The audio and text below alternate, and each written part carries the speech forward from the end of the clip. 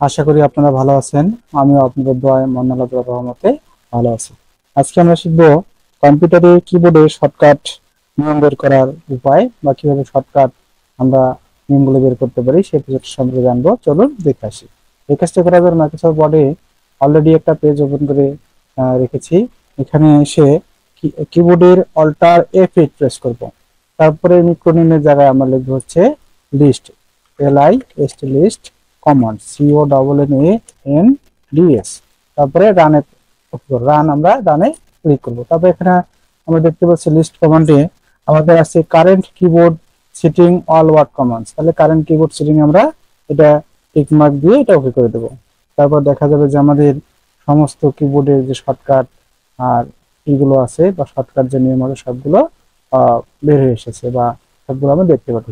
চাইলে আমরা এখান থেকে দেখে দেখে কিবোর্ডের যে শর্টকাট নিয়মগুলো বা রুলগুলো এগুলো দেখে দেখে আমরা টাইপ করতে পারি বা টাইপ করতে গিয়ে আমাদের অনেক ক্ষেত্রে এগুলোর প্রয়োজন হয়। তবে এবার সহযোগিতা করবে। ভালো থাকবেন, সুস্থ থাকবেন। আল্লাহ হাফিজ।